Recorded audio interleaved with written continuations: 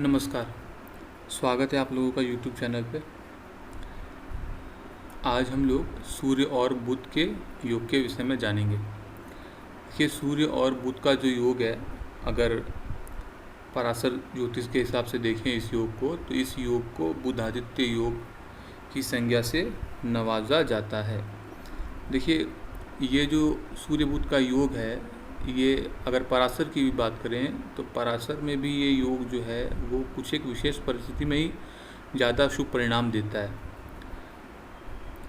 तो पहला जो सिद्धांत ये होना चाहिए कि अगर ये योग, अगर पराशर के हिसाब से बात करें, थोड़ा अपने भृगुनंदी नाड़ी में आने से पहले पराशर में चलते हैं तो आप लोगों को थोड़ा जो है समझने में जो है वो उसमें आसानी ज़्यादा होगी। देखिए, सूर्य बुध का जो ये योग है, ये मिथुन, सिंह और कन्या राशि में विशेष फलदायी होता है। ध्यान से समझिएगा, सूर्य बुध का ये जो योग है, ये मिथुन राशि, सिंह राशि और कन्या राशि में अगर बनता है तो ये विशेष रूप से फलदायी होता है। इसके साथ ही साथ ये योग केंद्र त्रिकोण स्थान में या लाभ स्थान में, इन स्थानों में ज़्यादा शुभ फलदायी होता है। सूर्य बुध का योग जो है वो 12 राशि में 12 प्रकार का फल देता है। तो प्रत्येक लग्न के लिए सूर्य बुध का जो ये बुधादित्य योग है वो समान रूप से फलदायी नहीं हो सकता है। इसी प्रकार भृगुनंदी नाड़ी में सूर्य और बुध का ये योग है, ये विशिष्ट राशियों में ही अच्छा फल देता है। साथ ही साथ ये भी देखना आवश्यक हो जाएगा कि इस योग के आगे पीछे, अर्थात इससे दूसरी राशि में, इससे 12वीं राशि में, इससे 7वीं राशि में कोई ग्रह ऐसा तो नहीं है जो कि बुध का या सूर्य का विरोध कर रहा हो। जैसे कि मंगल जो है वो बुध का विरोध करता है, शनि जो है वो सूर्य का विरोध करते हैं, राहु आ जाने से भी वो सूर्य के लिए दिक्कत वाली बात आ जाएगी। तो इस तरफ से जो है हम लोगों को इसी प्रकार से जो है पत्रिका को देखनी होती है। बस सिंपल में अगर ऐसे देख लेंगे कि बस ये सूर्य बुध का योग बन गया तो बहुत बढ़िया हो जाएगा, ऐसा नहीं है। तो मैं बार बार आप लोगों से कहता हूँ, कोई भी ज्योतिष के ग्रंथ में, किसी भी ज्योतिष के ग्रंथ में कोई भी योग का फल जो लिखा है वो एज इट इज़ मिलना बहुत मुश्किल है। उसमें उतार चढ़ाव आता है। ये डिपेंड करता है कि अगर अपने कोई भी मेथड को अप्लाई कर रहे हैं, चाहे अपने पराशर से चलते हैं या अपने जैमिनी से चलते हैं या अपने कृष्णमूर्ति से चलें या अपने नक्षत्र नाड़ी जो है उससे चलते हैं, या फिर अपने कोई भी मेथड यूज़ कर रहे हों, चाहे अपने BNN ही यूज़ कर रहे हों, तो सब में देखिए कोई एक ऐसी छड़ी नहीं है जिसे एक ऐसी छड़ी हो जिससे आप सभी जानवरों को हाँक देंगे। ऐसा नहीं होता है। एक ही पत्रिका में जो है आपने मान लीजिए किसी एक कॉम्बिनेशन को पकड़ा है तो उस कॉम्बिनेशन का फल कुछ और निकल के आ रहा होगा। वही सेम, अगर मान लो कि सेम पत्रिका है, अगर BNN के हिसाब से बात करें तो ज़्यादा अंतराल में अगर जन्म नहीं हुआ है, पत्रिका भी दोनों की सेम है, तो दोनों में सूर्य बुध का फल आपको अलग अलग देखने को मिलेगा। इस बात को समझने के लिए देश काल परिस्थिति भी समझनी होती है, क्योंकि दोनों ही पत्रिका में सूर्य जो है वो पिता को इंडिकेट करता है। तो दोनों के पिता का स्वभाव क्या है, उनके संस्कार क्या हैं, उनके पिता क्या कर रहे हैं, तो इन सब को देखते हुए ही सूर्य बुध के कॉम्बिनेशन का फलादेश किया जाएगा। मैं बार बार कहता हूँ कि डिफ्रेंशिएट करने का सबसे अच्छा तरीका जो है BNN में, वो देश काल परिस्थिति ही है। इसके साथ ही साथ और भी कई सारे जो हैं फैक्टर्स होते हैं, उसको भी देखना होता है हम लोगों को। आशा कर रहा हूँ आप लोग बात को समझ पा रहे हैं। आइए विलम्ब न करते हुए हम लोग वीडियो को शुरू कर लेते हैं। देखिए, सूर्य और बुध का जो योग है, तो सूर्य के आगे यहाँ पर बुध स्थित है।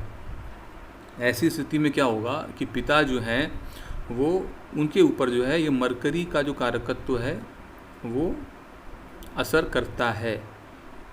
तो पिता क्या होंगे? तो पिता जो है वो बुद्धिमान होंगे, पढ़े लिखे होंगे, उनको व्यापार आदि की समझ होगी, व्यापार करते होंगे, या पिता जो है अच्छे वक्ता हो सकते हैं, स्पीकर हो सकते हैं, या फिर अच्छे राइटर हो सकते हैं। ठीक है, पिता जो है गणित के क्षेत्र में उनको अच्छी रुचि हो सकती है, वो दक्ष हो सकते हैं अकाउंटेंसी आदि में। साथ ही साथ बिजनेस स्किल उनके पास बहुत ही बढ़िया होती है, जैसे कि मैंने आप लोगों को बताया। इसके अलावा देखेंगे तो सूर्य क्या है, तो सूर्य जो है नेटिव के बड़े संतान का भी कारक होता है। तो जो फल हमने पिता के लिए कहे हैं वही सेम फल जो है बेटे के लिए हम लोग समझ सकते हैं कि ऐसा होने की संभावना है। अब कितना होता है कितना नहीं होता है, तो मैं फिर से कहता हूँ कि पूरी पत्रिका को देखना पड़ता है इसके लिए। ऐसा नहीं है कि जस्ट तुरंत में कॉम्बिनेशन को पकड़ एकदम से सीधा हम लोग डिसीजन दे दें, नहीं, वहाँ पर राशियों का भी असर आएगा। अलग अलग राशि में ये बना हुआ योग अलग अलग प्रकार से फल देता है। फिर बाकी ग्रहों का भी असर आएगा, तो वो भी इस कॉम्बिनेशन को जो है थोड़ा सा मॉडिफाई करते हैं। आइए आगे बढ़ते हैं। देखिए ये जो योग है इससे नेटिव जो है वो पढ़ने में बेहतर होता है। ये बात नेटिव के लिए हो रही है जिसकी पत्रिका में योग है। तो बुध जो है नाड़ी में ऐसा बताया गया है कि बुध सूर्य और चंद्र इन दोनों की राशियों में बहुत अच्छा फल करता है। साथ ही अगर सूर्य जुड़ जाता है तो बुध के तो फिर बल्ले बल्ले हो ही जाते हैं। अब यहाँ पर बात आती है कि बुध जो है वो कम्बस्ट नहीं होना चाहिए। अगर सूर्य के बहुत ज़्यादा समीप है तो कहीं ना कहीं इस बुध से समस्या आएगी। तो ऐसा नेटिव पढ़ने में बहुत अच्छा होता है।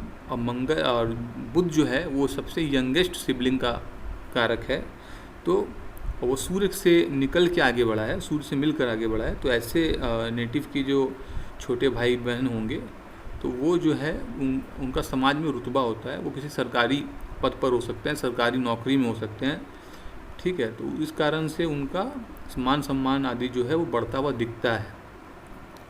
तो ये एक मोटे तौर पर जो सिद्धांत जो है, ये जो फल है सूर्य और बुध का, यही फल जो है ये BNN में बताया गया है। इसके अलावा भी आप लोग कई प्रकार से जो है चिंतन मनन कर सकते हैं। जैसे कि मरकरी जो है उसको भूदेवी बताया गया है नाड़ी में। तो फलस्वरूप क्या है कि मरकरी जो है वो सूर्य से निकलकर आगे बढ़ा है।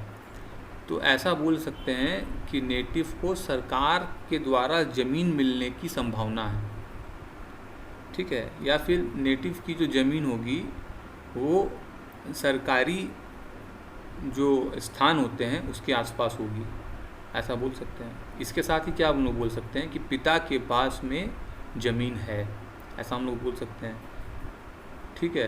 तो इसी प्रकार से कारकत्वों को आपस में जोड़ते जोड़ते ही सारे कॉम्बिनेशंस का जो है रिज़ल्ट निकल कर आता है।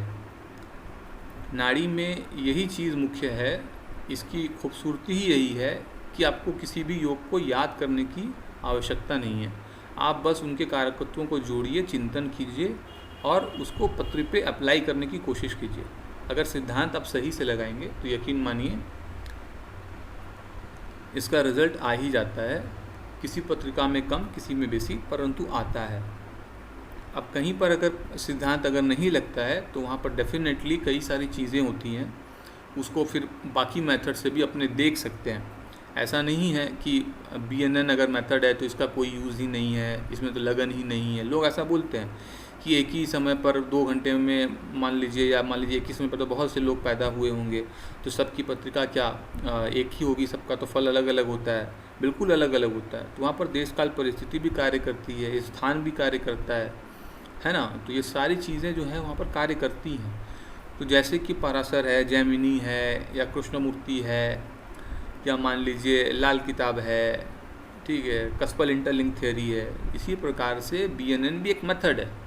तो मेथड का लाभ हम लोग किस प्रकार से ले सकते हैं इसके ऊपर ध्यान देना चाहिए, ना कि फिजूल की बातों पर।